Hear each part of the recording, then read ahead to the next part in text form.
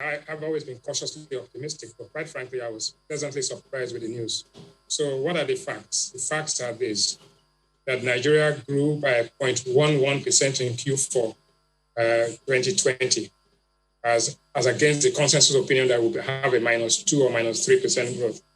Why did this happen? It happened because of four particular reasons. One, the economic sustainability plan was more successful than we thought it would be initially. Two, there were supplementary budgets announced 2 or 3 times during the year by the Ministry of Finance and National Planning. Three, there was a fiscal stimulus, which actually was more robust than we expected in the first place, including the IMF support and the World Bank support. And four, the central bank consistent intervention in the Anchor Borrowers Program and other programs. So all of these four things put together helped to push the economy out of recession. And what did this mean? It meant that in the second quarter, where we contracted by -6%, we had only 13 activities expanding out of 46.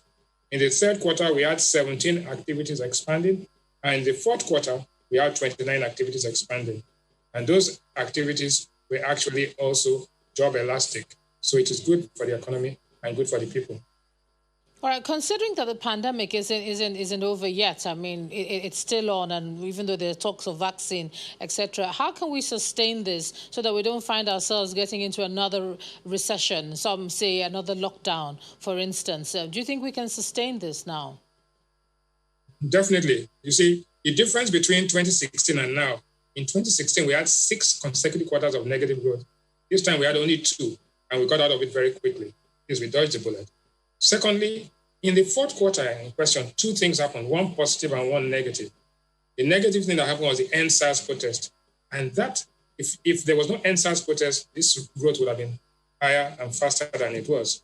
Then there was the opening of the border, which happened towards the end of the quarter, towards the end of December, so it had limited impact.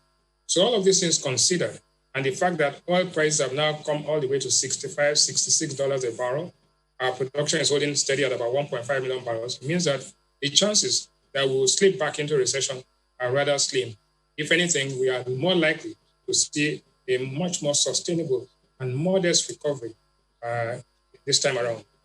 You have a forecast for us for the common man when you do this, looking at the food baskets, the staples, and just things that the ordinary man tends to patronize. Will that have any effect? And do you see that flattening out? Looking at the next quarter now. No, the bad news is that inflation is at 16.4% and food inflation is at 20.57%. Something has to be done to moderate inflation. And the only way to do this is, unfortunately, we need to push up interest rates so that we can increase the propensity to save, reduce the propensity to consume, and at the same time, the federal government borrowing from the central bank has to be converted into long-term securities. And the federal government has already announced that. So the question is that we are making the right decisions. The timing of those decisions and the impact of it is what you are going to feel. So short run, first quarter, second quarter, there will be a sustainable but modest recovery. But that way we can maintain. Everything depends to a large extent on the price of oil. And that's unfortunately, oil got us where we are, oil will get us out eventually. All right, CEO of Financial Derivatives Company. Always a pleasure to have you with us, Mr. Rewane. Thanks a lot for sharing that with us. Thank you very much.